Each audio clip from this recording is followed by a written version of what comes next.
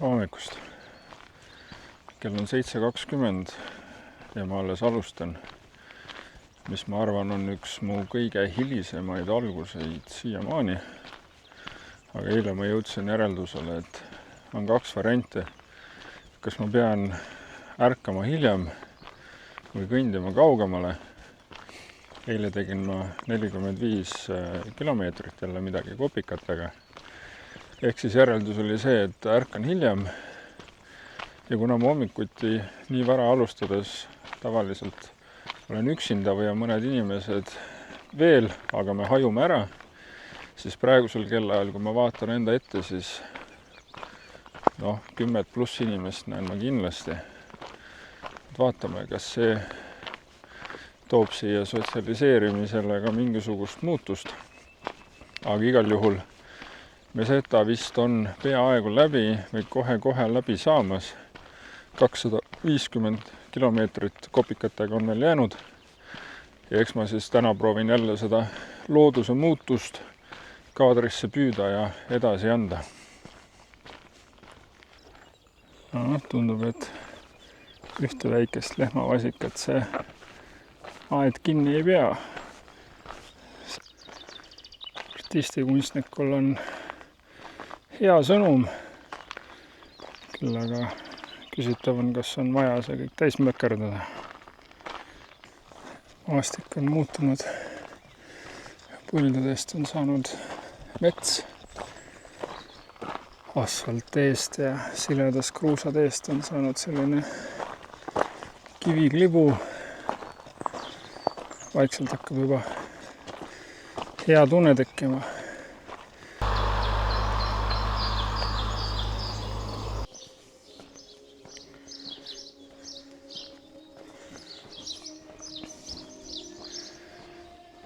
See külake mingil ajal oli täitsa hääbumas, aga tänu selle Camino Prantsuse teele on ta jälle elu sisse saamas. Ja nagu näha, siis siin ümberringi on kõik majad sellises vanas kivistiilis, mis on oluliselt erinev sellest, mida me nägime Mesetas. Ja need külad on ka visuaalselt palju huvitavamad.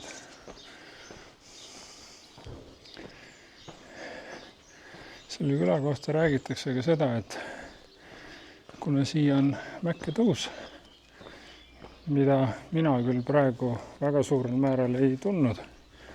Jah, me kogu aeg liigume küll ülesse poole, aga ei olnud sellist suurt järsku tõusu. Nii et oleks vaja olnud käimiskõppi ja nii edasi olla. Aga omal ajal olla siin palveränduritele selline meelis peatuspaik just nimelt seetõttu, et ilmselt nende tee siis läks kuskilt mujalt, aga nemad pidid turnima väga tugevasti üles mäge. Ja see oli siis hea linnake, kus kohas lõõgastuda ja peatuda. Ja lisaks neil ikkagi oli probleeme siin ümberkaudsetes mägedes olevate bandiitidega, kes neile kogu aeg peavalu valmistasid. Ja siin külas oli isegi templirüütlite kindlus, mille eesmärk oli siis neid palverändureid siin keerulisel teel turvata. Tänaseks ei tea muidugi, ei ole siit suurt midagi enam järgi sellest ajast. Aga mulle meeldib see peatänav siia ülesse, kus on sellist vanaaegset hõngu ja on nagu öö ja päev võrreldes nende üheilmeliste ja ma ei tea, minu jaoks mitte väga palju ütlevate Meseta külakestega. Toon veel ühe näite veekaevust. Aga siin ei ole samamoodi see hästi markeeritud nagu mõni varasem, aga see on visuaalselt palju ilusam ja ka näha, et siin on nagu vaeva tehtud, kui suvaline toru on maasse pandud ja kraan sinna otsa keevitatud. See vähemalt püüab pilku ja on midagi teistsugust. Hetkel olen siit Rabanalist siis läbi ja ronin veel ülespoole sinna Fonce Badoni. Ehk siit natukene on veel minna, aga see tee ei ole mitte midagi hullu või võrdlemisi lauge tõus. Aga kui vaadata ümbritsevat maastikku, et siis on nagu näha, kui kõrgele on tasapisi juba tõustud. Ja seal üleval siis kõige kõrgemas punktis peaks olema üks rist ja risti ümber on hunnik kivikesi. Ja siis mingisugune lugu räägib seda, et kui siia Caminole tuled, siis peaksid tulema kivikene taskus, kõnnid kogu selle tee läbi ja siis jätad selle kivikese sinna risti juurde.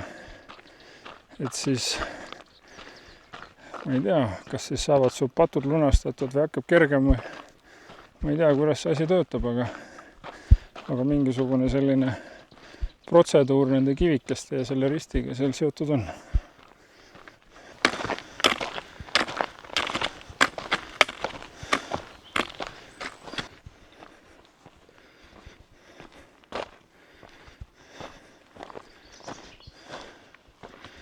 See on juba üle tüki aja normaalne maastik, mida mööda jalutada. Meenutab natuke seda Suviiri kanti. Seal oli küll sarnasest kiviklibust alla tuleks, siin on ülesminek.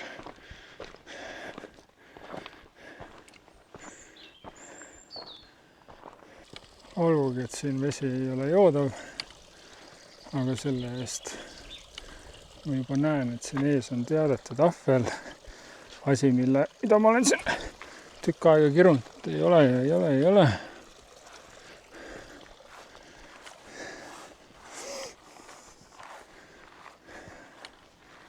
Noh, okei. Pole inglise keeles, päris täpselt aru ei saa, mis siin on. Aga midagigi vähemalt. Lõõgastumiseks selline looduskaunis koht. Kuigi hooldusmehed võiks siia ju peale saata, et rimmerdada ära, siis oleks see asi natukene mõnusamaga.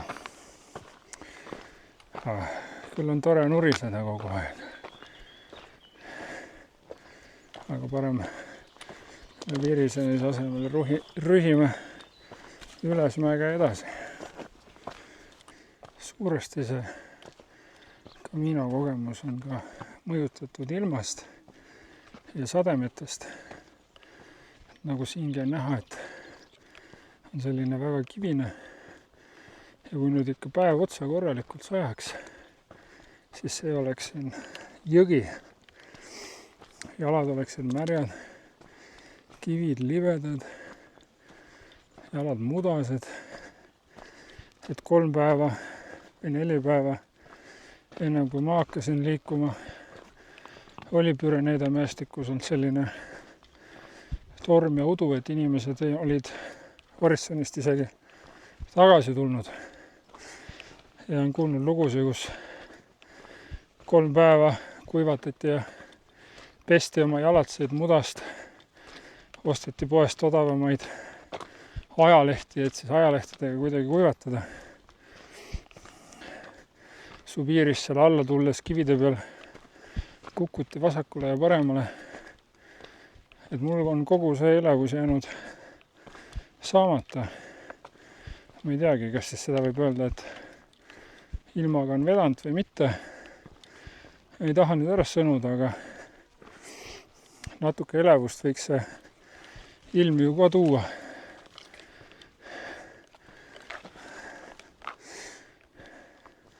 Aga natuke meil siin niisugust porimülgast juba on.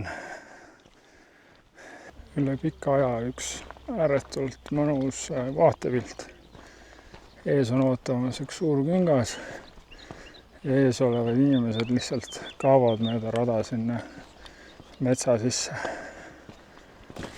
Sellised kärukesed on päris populaarsed ja nagu näha, siis ka sellise maastiku peal nad saavad ilusti hakkama. olemegi jõudnud kohale. See peaks olema tänase päeva kõige kõrgem ronimine. Ja siit edasi nad on natuke samal kõrgusel teed ja siis hakkame jälle uuesti alla minema. 1980 oli see küla praktiliselt maha jäetud. Et endiselt on see näha hästi palju aremeid, kuid nüüd on see jälle seoses selle Camino ja Prantsuse teega üks oluline peatuskoht siin mäe otsas ja pakub väga mitmeid erinevaid söömis- ja ööbimisvõimalusi. Ehk jälle, kunagi oli see oluline, mingi Rooma tee läks siit läbi, siis vahepeal vajus unustuste hõlma ja 1980 ei olegi nii ammu ju, 45 aastat tagasi. Ega see Prantsuse tee ei ole ka kogu aeg nii populaarne olnud kui praegu. Vahepeal käis seda ainult mõni 1000 aastas, aga kõik need raamatud ja filmid on palju teinud, et see muutuks inimeste seas veel populaarsemaks.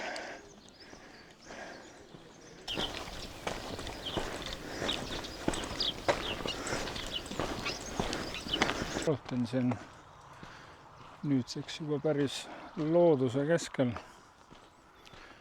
ja ma ikka ei suuda lahti raputada seda mõtet, et see Camino Frances on lihtsalt üks liiga pikk jalutuskäik. Kui ma mõtlen sellele esimesele osale, siis seal oli hästi palju uut ja avastamist. See Püreneede mäestik oli uus, maastik, maalilised vaated. Et see kõik andis seda värskust selleks esimeseks nädalaks. Ja siis hästi oluline on ka ilmselt selle puhul see, et kes on need inimesed, kellega seda koos teed või inimesed, kellega sa kohtud siin. Ja mul on olnud Jay, kellega me veetsime seal 4, 5, 6 päeva koos, täpselt ei mäletagi.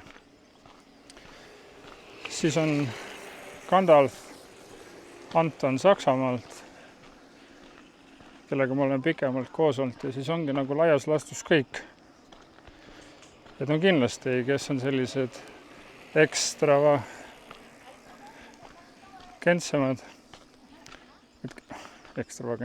ekstroverdid. Nendel on võib-olla natukene lihtsam ja nad leiavad siin erinevad grupid ja aitavad moodustada gruppe ja sulanduvad paremini sisse. Ja minu puhul see nii ei ole. Ma võin mõned sõnad seal nagu vahetada, aga üldiselt ikkagi niisama tühjast ähjast jutustamisest ma liiga palju rõõmu ei tunne.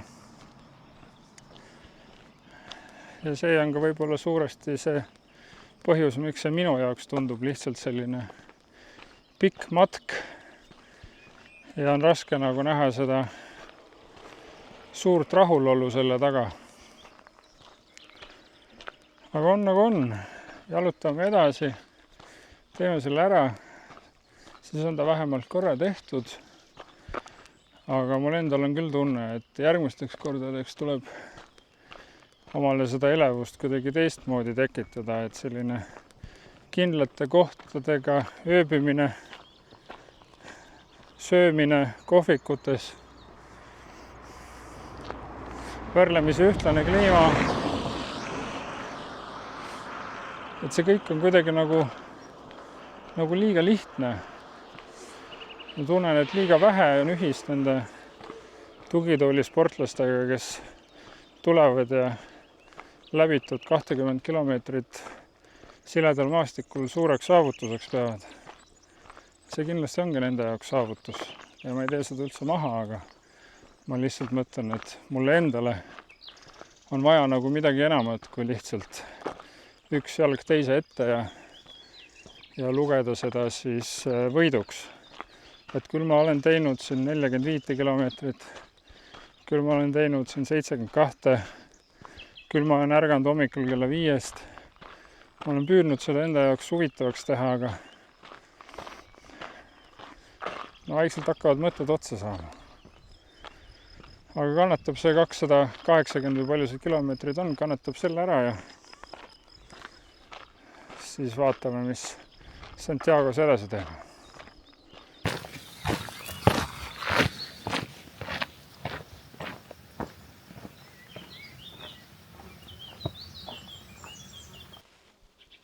Nüüdseks jõudnud siis väikesesse külakesse, mille nimeks Riego de Ambros.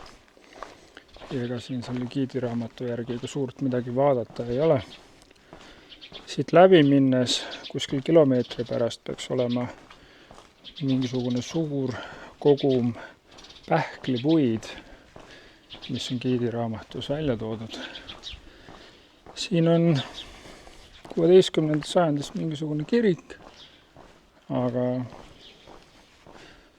noh, nende kirikutega on nagu on. Iseenesest rõdud on ilusad, värvi on siin omajagu. Aga praegusel kellaajal 4:30 õhtul tundub see küll see, et inimesed ei ole veel oma siestalt tagasi tulnud. See on siis see kirik. Ma ütleks, et jälle on ilusasti proportsioonis küla suurusega. Mitte ei ole niimoodi, et on tohutult suur massiivne kirik ja siis on mingisugune 100 inimest, kes siin külas elab. Selline väike kirikuke väikse küla kohta on minu meelest igati pidi mõistlik. Kui vana see maja olla võib. Sest no eelmised olid ilmselgelt uuemad, aga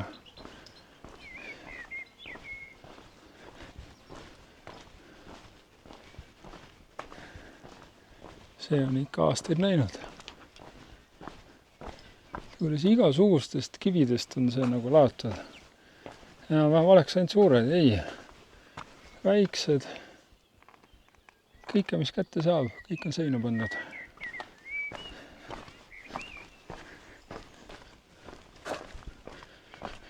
See maastik, millel turnima peab, on ikka ülilahe.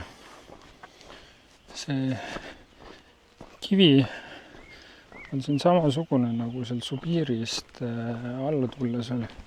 See on küll raske kõndida, aga see on suur vaheldus sellele asfaldile ja kruusateele, mida on siin mitu päeva nüüd jahvatatud.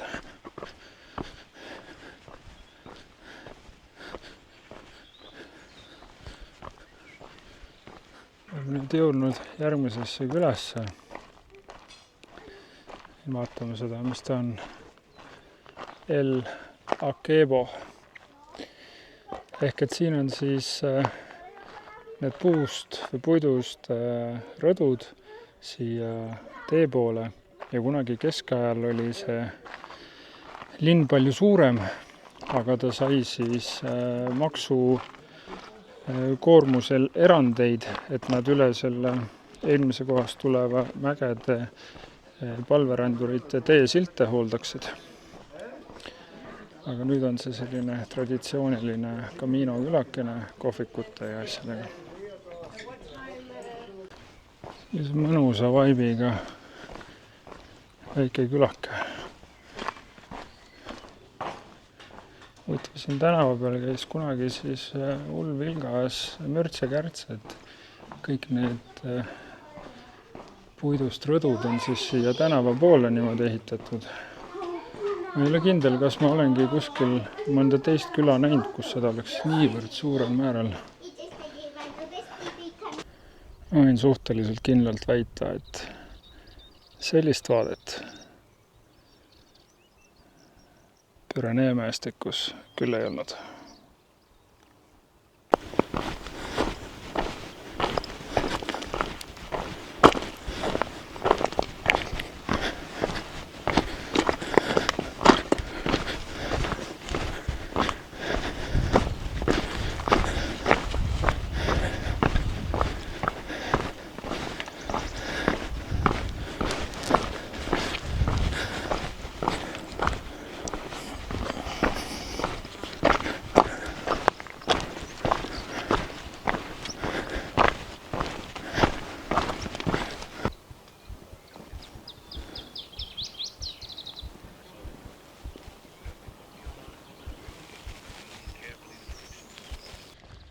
tean, et see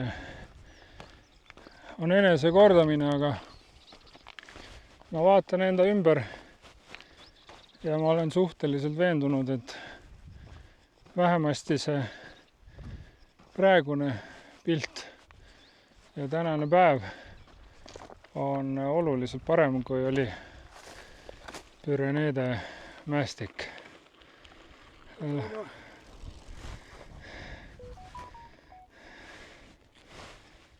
Lihtsalt see asi ei ole ainult selles vaates. Ei ole ainult selles vaates, vaid selles tees, selles kombinatsioonis. Ja ma annan endale aru, et jah, et see on pärast lagedat mesetat, aga ma arvan, kui ma oleks tulnud otse pärast Püreneede mäestike siia samma, siis ma ikkagi oleks öelnud seda sama. See häda on seal selles, et see Püreneede tee ei ole see, mis ta oli vanasti, vaid nüüd on hästi palju asfaltteed ja sihukest turismiteed. Ja siin seda vaibi ei ole. Isegi seda asfaltteed, mis siit kõrvalt läheb, seda ei ole ka kogu aeg näha, et on okei, metallpiire, aga see kaob ära. Et praktiliselt ongi selline tunne, et sa oled täiesti üksinda siin mägedes. No ja vaadaks sinna ette, ma näitan selle. Nii kaugele, kui on näha mäed, sinakas taust, mingisugused pisikesed sipelgasuurused majad. Ja ma olen suhteliselt kindel, et see tänane on kõikide nende kilomeetrite kõige ilusama ja parema vaatega päev. Ja millegipärast mul on tunne, et see siin Galiitsias ei jää veel viimaseks selliseks. Kell on 2:37 ja alguses mul ei olnud mõtet, et jalutan Ponferradasse. Aga samas see on ainult 20 kilomeetrit eemal. Eks päeva kogu pikkuseks 45, mis iseenesest ei ole kõige hullem. Jõuaks kohale kuskil 8 paiku. Võtaks hotelli, hiline check-out, uimerdaks seal 12-ni, siis võtaks samas linnas mingi teise alberge, viskaks asjad sinna ja siis teeks 0 päeva. Ma lihtsalt loodan, et kogu see tee ei ole selline turnimine, nagu praegu oli. Aga ma teen selle ära. Ma nüüd bookin omale bookingus esimeselt ette juhtuva hotelli, mis on mõistlikus hinnaklassis. Ja lähme siis täna veel Ponferradasse. Kuigi jah, see mäkka tõusud ja langused võib-olla teevad selle asja huvitavamaks, kui ma praegu arvan. Aga no jälle, nagu ma mitu korda olen öelnud, vähemalt saab mingi meeldejääva loo.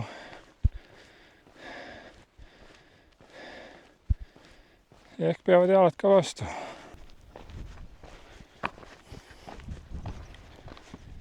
Ma arvan, et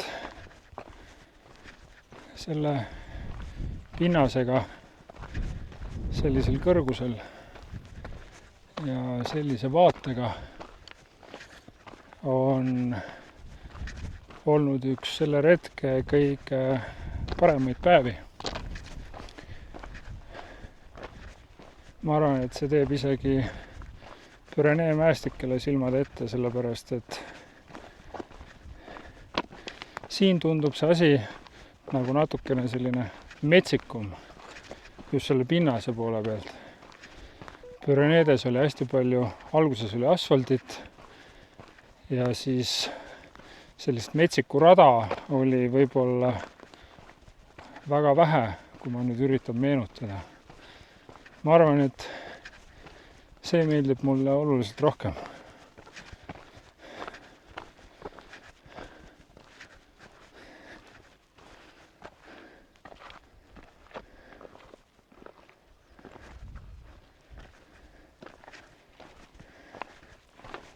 Ja mõnus pärastlõunaline jalutuskäik. Vaatama ainult, et jalgu ära ei murra.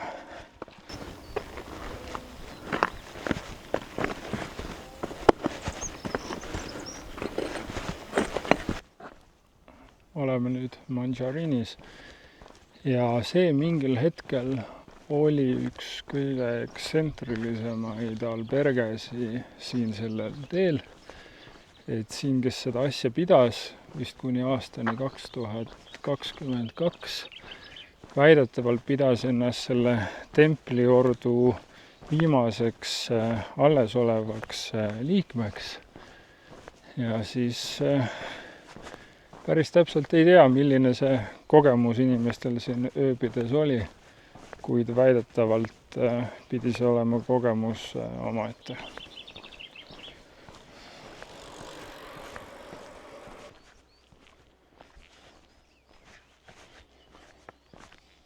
Jäin mõtlema oma hommikul alustatud mõttega, et sai alustatud hiljem koos suurema rahvavooluga.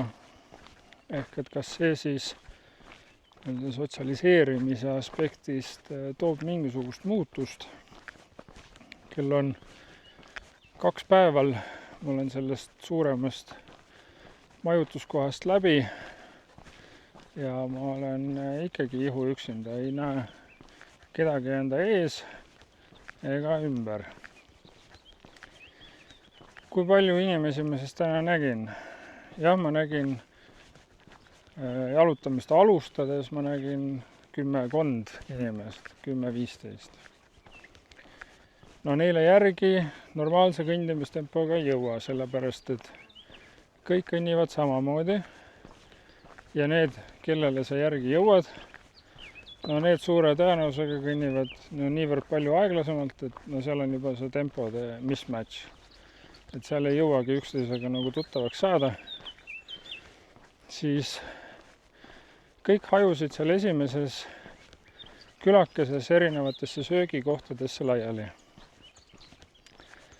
Ja nüüd ilmselt minu teooria nagu seisnebki selles, et selle raja peal on suhteliselt vähe tõenäoline, et sa inimestega sellisel moel kohtud, et sa ka pärast pikemalt et nendega koos aega veetma. Kuigi võib juhtuda, et ei ole mitte midagi välistatud. Aga see on ikkagi see, et kuhu sa satud või millisesse kohvikusse sa satud minema. Kas sinna, kuhu lähevad penskarid või sinna, kuhu lähevad siis nooremad ja ülejäänud seltskond. Või kus sa otsustad ööbida. Mul on selline tunne, et minuvanused ja nooremad pigem teevad seda eeltööd majutusvõimaluste osas rohkem. Vaatavad, et oleks rohkem tegevust, midagi vaadata seal linnas, rohkem söögivõimalusi. Ja siis võib-olla ka see on üks põhjus, miks me nendes albergedes väga palju ei kohtu. Sest minul on, eile oli näiteks 4 hiinlast, kõik pensionärid. Päev ennem olid nüüd umbkeelsed prantslased, vanemad mehed. Üks itaallane, kes väga vähe purssis ja siis mingisugune paarikene. Et kui ma hakkan mõtlema, siis ei ole väga palju üldse olnud neid võimalusi. Üks, kellega me ennem Lyoni rääkima jäime, üks naisterahvas, tema otsustas 2 päeva Lyonis aega parajaks teha. Ehk et ma arvan, see põhivalem selle seltskonna leidmisel ongi siis selline, et kas sa tuled oma seltskonnaga ja ma olen näinud siin 4-5 gruppe, kes siis liiguvad enam-vähem samas tempos, mõni natuke eespool, mõni tagapool. Õhtul saavad jälle kokku või järgmises linnas. Või siis valid siin omal seda majutuskohti hoolikalt, valid neid söögikohti hoolikalt ja kui sul juba tekib selline mingi väiksem grupp või potentsiaalne omavanuste inimeste seltskond, kellega sa arvad, et võiks sobida, et siis üritad nendega taas kohtuda. Sest hästi palju on sellist, et ma nägin sind seal, tere jälle, et kui sul juba 3. või 4. korda need pilgud kohtuvad, et siis sa oled ka rohkem või paremini või lihtsamalt kuidagi sinna gruppi sisse sulanduv. Vahepeal jutu taustaks siis taipasin, et ma olen metsast välja jõudnud ja kõnnin mööda künka ääret.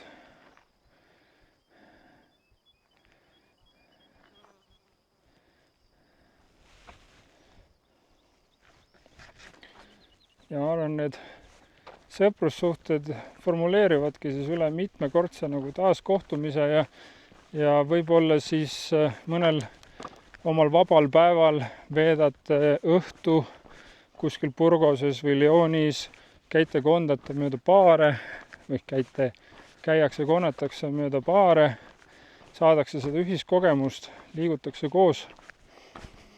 Et võib-olla see on see põhjus, miks see mul nii raskelt on läinud. Sellepärast, et see on kõik see, mida mina ju ei tee. Mina ei tee mingisugust eeltööd. Mina olen sinna magama, kus voodi on. Söögi poole pealt oluline, et ta eest ära ei jookse. Eriline toidugurmaan ei ole. Kella 12 jalgu seinale visata ei taha. Kuskil restoranis või pubis õllejoomisest rõõmu ei tunne. Vähemasti mitte sellel kamiinol. Ja ülejäänud siis ongi mingisugused vanemad inimesed, kellega ka sellist ühist klappi on raske leida ja puhtalt juba ka tempo pärast. Et isegi kui juttu saaks rääkida ja tundub, et on palju millest rääkida, siis on jällegi see tempo, mis ei klapi, nii et ise ma elan omal selle elu keeruliseks, aga kes siis on siia tulemas, siis on lihtsalt kursis, mismoodi see asi siin toimub ja milline see vähemalt minu kogemus on. Selle üle ei saa ka kurta, et tee ainult üles mäge läheks. Minu meelest tänane päev on olnud segu tõusust ja langusest, nii nagu oli langus Sibiris, selline kivine.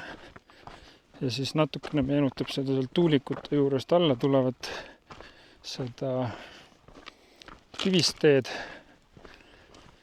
Et põlved saavad ikka korralikult vatti siin. Ma mõtlen, see allaminek on ikka päris järsk on. Ma ei tea, kuidas see kaamera peale nagu jääb, aga põlved lööb ikka korralikult lukku.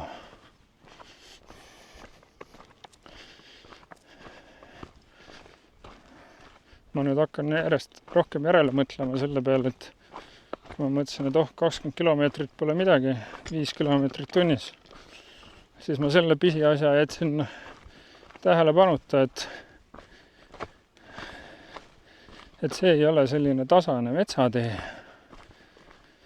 No aga vaatame. Kuigi endiselt ma arvan, et mul on tegelikult selle ilmaga ikkagi nagu väga jopanud. Sellepärast, et kui olla siin sel ajal, mis sajab padukat, vahet ei ole, kas minnes üles või allapoole, siis see oleks lihtsalt ülimõnus.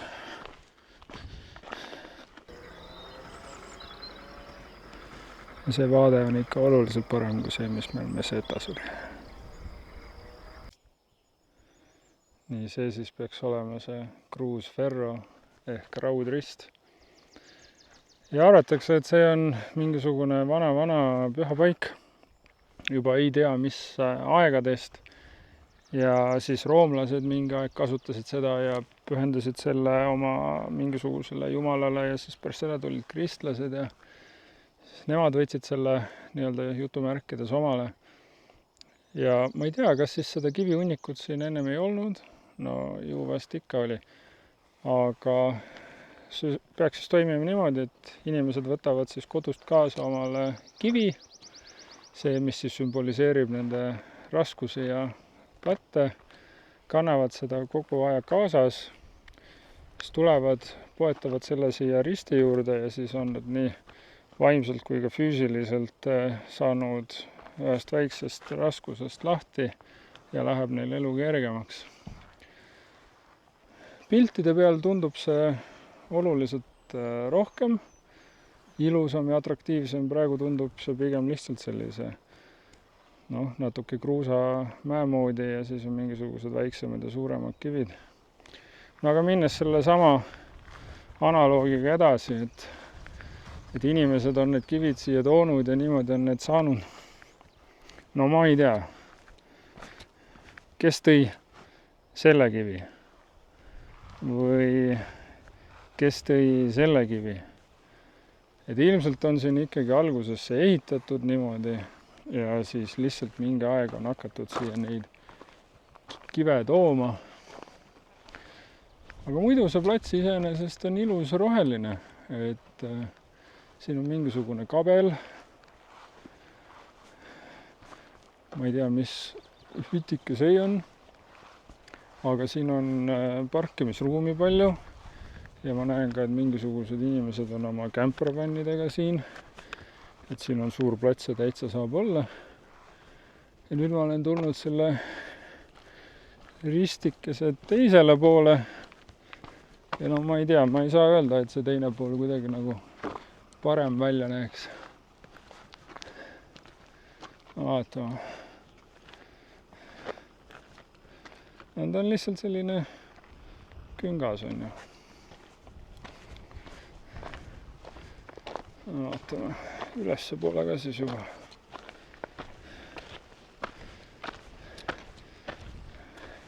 No ja siia siis on poetatud erineva suurusega suuremaid ja väiksemaid kive. Et tihti, mis inimesed teevad, on see, et nad kirjutavad siia midagi peale ja tassivad siis kodust kaasa. Mis iseenesest on ju tore, selline sümboolne väärtus. Aga mul on jälle, ma tean, et see on minu probleem, aga mul on raske sellest usust nagu kaugemale näha ja ma selle sümboolse mõtte taga takerdun alati sellesse, et mis see tegelik osa on. Raske on niimoodi, aga eks see käib selle asja juurde ja eks inimesed, kes usuvad, siis nende jaoks on see elu ka ilusam. Et miks mitte? Iseenesest on see ju tore sümbol, tore traditsioon ja kui alustadki seda Caminot ja tassidki oma kivi seal 500 kilomeetrit kaasas, no eks sa siis oma asjadest ka vabaned.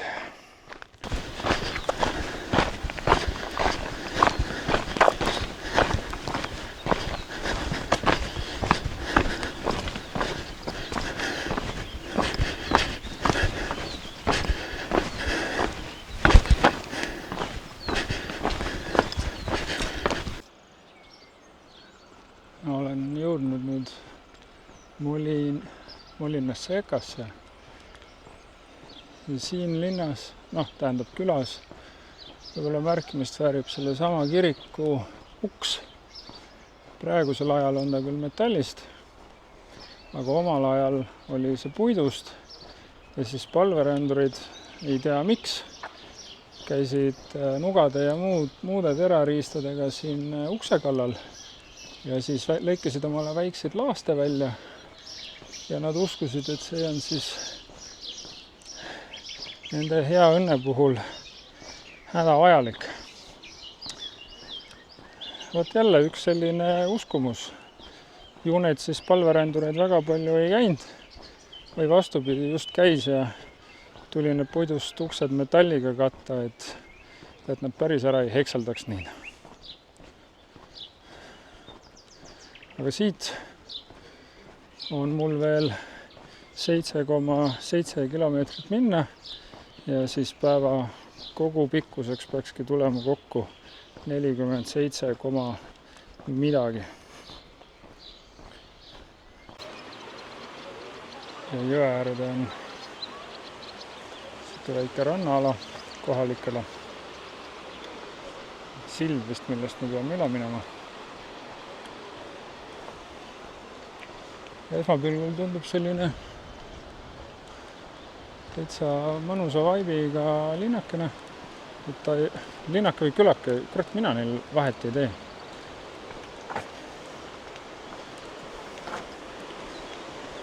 Aga ta on natukene enamat, kui on need väiksed külad, mis on vahepeale jäänud. Ja inimesed siis kasutavad võimalust täiel rinnal. Kuulavad öösulinat ja seal, kus on murulapp, sinna ennast maha pargitakse ja ilma nauditakse.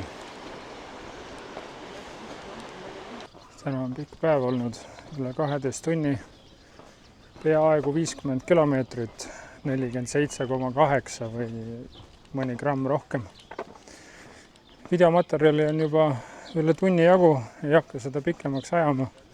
Lõpetab tänaseks siinsamas ära, homme teeb ilmselt 0 päeva siinsamas linnas ehk vaatame ja muljetame siis. Tšau!